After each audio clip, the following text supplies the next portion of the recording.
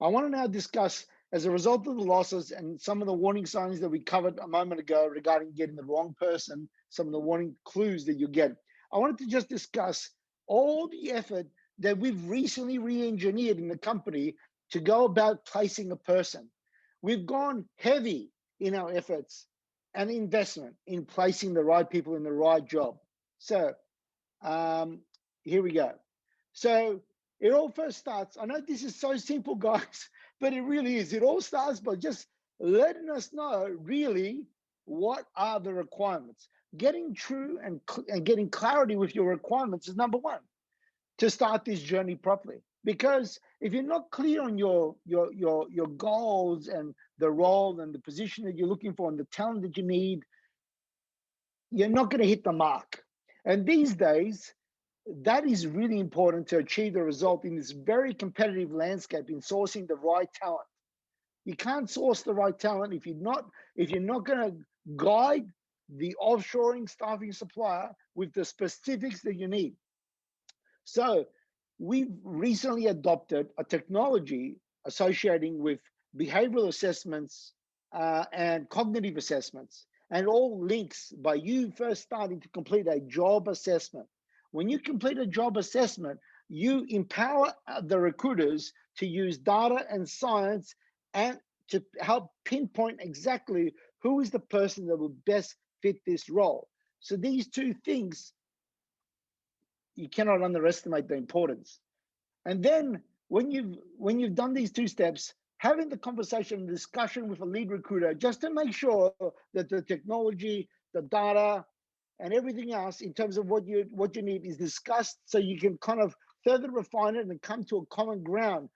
You need to know that the recruiter sourcing for you knows what you want. Otherwise, you'll be wasting your time and you'll be wasting our operations time. You need to do this eye to eye thing. When you're both on the same page, you've got far more odds of success in the right placement. Now, yeah, we'll be posting jobs online. There's all these job sites everywhere. There's about 70,000 remote jobs currently in the Philippines placed every month. That's how much demand there is for talent. There's a real talent war going on, especially now with bloody COVID and everyone, the veil being lifted on remote working. Everyone's remotely working. And everyone now has finally removed all the excuses about remote working. Remote working works. The only people who do not make remote working work are those employers who are not willing to put in that extra effort and adjust their management approach to make a team engaged, confident to apply themselves, and backed to do their jobs. If you do that in the remote setting, you'll get results. We've got experience in the company of being remote for the first 4 years, 9 years in the office, and now we've back to 1 year and a half almost of being remote.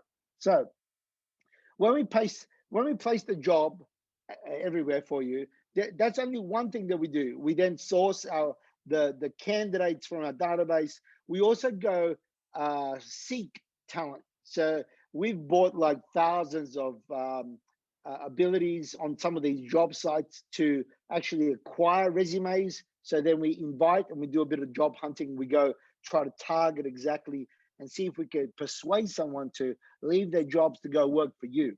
This is all the work that happens today as an effort to be competitively placing people for your roles. So we do all the pre-qualifying of candidates. I've got here, can you believe that these days we facilitate in 4 English tests? We do 4 English tests. We confirm the IDs and validate the staff, of course, who they are, where they live, and all that stuff. We check their hardware. We confirm, have they got a private room to work from? Have they got the right equipment to work from? Is the internet right? Are they in a flood zone in the Philippines? At the moment, there's typhoons.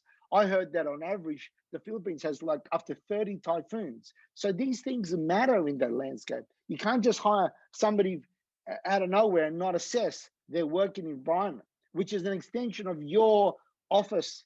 So you got to be mindful of these things. In addition to our recruiters doing interviews over the phone and assessing the candidates verbally in their communication skills, doing doing doing some other reference checks and stuff there, because obviously on the interview process, people are one-sided and committed to just trying to get a job, but we got to be very objective in our approach when you're interviewing so many candidates. I'm just going to follow through the process here. It's a new process that we started literally around about March of this year, or February this year. So you decide who to interview. You will be interviewing them. We'll be endorsing you, the candidates. All of this is obligation free. Yeah, all this work, that recruitment, upfront investment, is made by us at Remote Staff. It's not made by you. We are doing it. We have got the invested interest for you to succeed in this. Because if you don't succeed, we don't get any chance of getting a return on all our effort and investment that we make up front.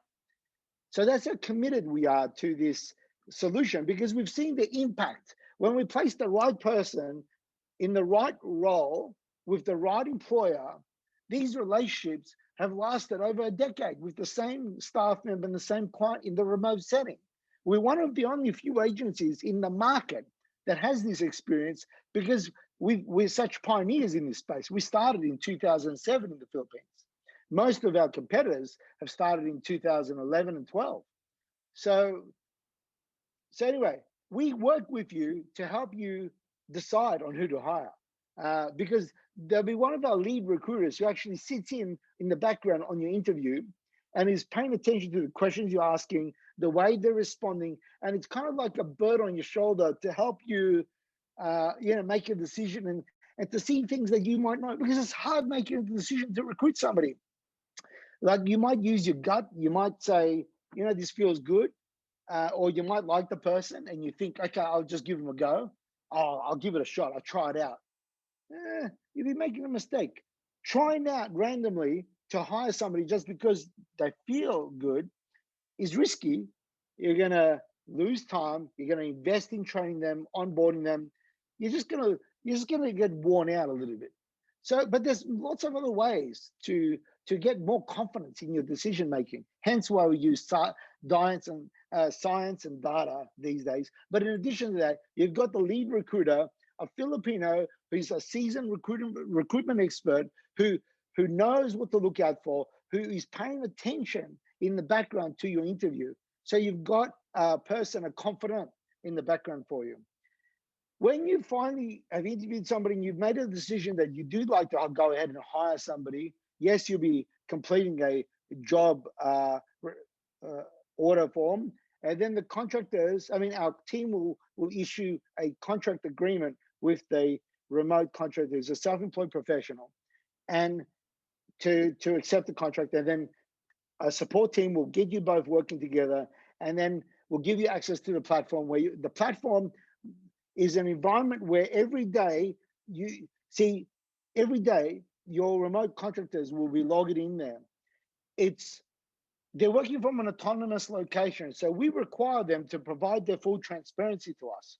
Our live monitoring department will just observe, and it's not Big Brother. We're not doing it to hassle the staff. It's more like we do it or to report to you that they're flaking off.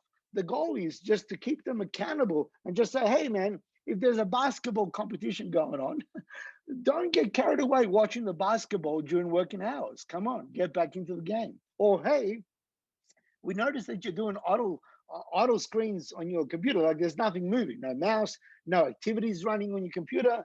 What are you doing? We're just checking in. Like, are you in a meeting right now? Are you doing some thinking time? We just want to make sure that you're working. Now, in return for you giving us that full transparency, we are one of the only few agencies that reward a payroll guarantee for the staff. So we say to the staff, hey, listen, if you work and prove every hour that you've worked, we'll back it with a payroll guarantee. So we provide that extra level of assurances, an assurance that's very important in the Philippines, because when you hire a Filipino remote worker to work for your business as an integral part of your operations, you want these people to have security. You want these people to have assurances, because often they're breadwinners. And when a Filipino is a breadwinner, you want to make sure that that anxiety that they often have about their insecurities, especially having all this pressure from family to support family members, is looked after. And that's why we don't we don't we don't treat the payroll guarantee lightly. We don't treat payroll done properly on time in their currencies in their bank account lightly. It's our number one obligation and duty, actually, because everyone is investing so much time in getting this operation and this talent productive for your business. We are the umbrella to make sure that your investment of time and energy and effort is protected. There's a lot of work that happens in the background. So then at the end of the day, you'll be connected with a customer support officer who'll be working with you always in the relationship.